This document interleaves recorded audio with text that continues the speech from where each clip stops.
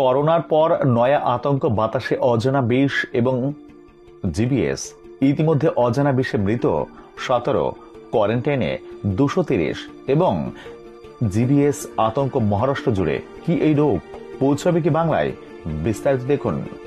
জম্মু কাশ্মীরের রাজৌরি জেলার বাধুর গ্রামে একের পর একজনের রহস্যজনক মৃত্যু।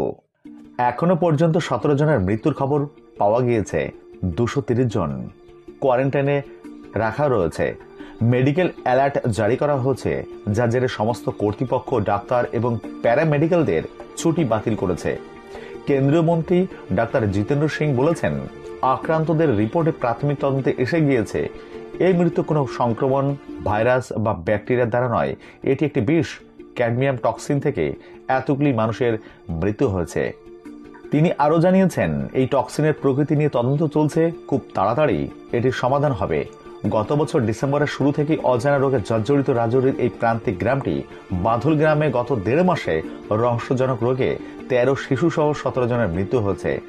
মৃতদের সংস্পর্শে আসা 230 জনকে কোয়ারেন্টাইনে রাখা হয়েছে। ইতিমধ্যে জেলা প্রশাসন কর্তৃপক্ষ গ্রামে যাওয়ার সমস্ত রুটে চেক পয়েন্ট স্থাপন করেছে এবং রেশন থেকে পানীয় জলের সুবিধা প্রদান করা হয়েছে। আর এর মাঝে ভয় ধরাচ্ছে জিবিএস, পুরো নাম গিলেনব্যারি সিন্ড্রোম। জ্বর, সর্দি, কাশি নয়, এই রোগে অবশ হয়ে যাচ্ছে শরীরের অঙ্গ প্রত্যঙ্গ। পুনেতে আক্রান্তের সংখ্যা 100 ছাড়াতেই উদ্বেগ বেড়েছে।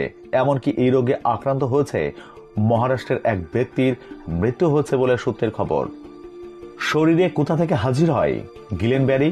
যে কোনো অজানা রোগের ক্ষেত্রে প্রথমেই প্রশ্ন আসে, তার উৎস কি? সেটা জানা থাকলেই তবেই তো রোগটা আটকানো সম্ভব। চিকিৎসকরা জানাচ্ছেন, শরীরের কোনো সংক্রমণ বা ইনফেকশন হলে তার থেকেই সূত্রপাত হয় এই রোগের। এছাড়াও জানা যাচ্ছে, পেটের বা ফুসফুসের ইনফেকশন থেকে এই রোগের আগমন।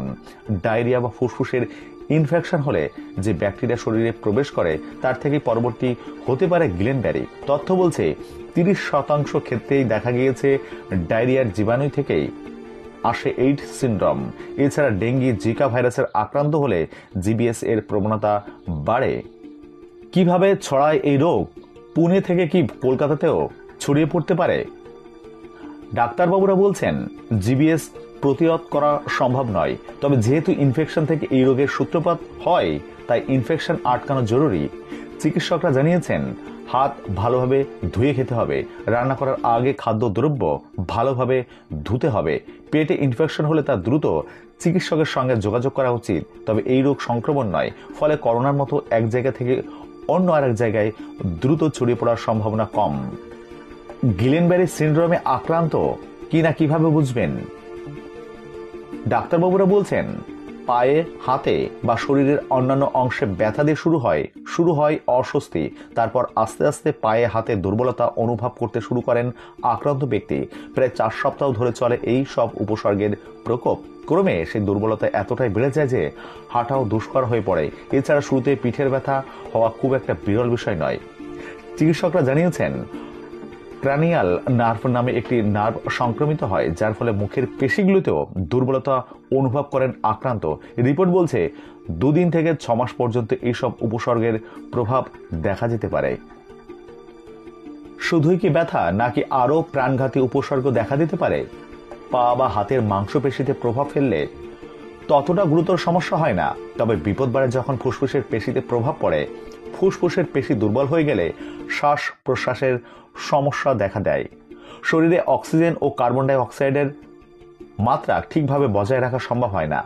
ফলে গিলেনব্যারি প্রভাবে হতে পারে নিউমোনিয়া, ফুসফুসে জমতে পারে রক্ত, ডাইজেস্টিস ট্র্যাকে হতে পারে রক্তক্ষরণ। পরিস্থিতি সংকটজনক হলে বিকল হতে পারে হৃদযন্ত্র, মাঝে মাঝে বন্ধ হয়ে যেতে পারে হার্টবিট। সেক্ষেত্রে পেসমেকার বসানো পর্যন্ত হতে পারে।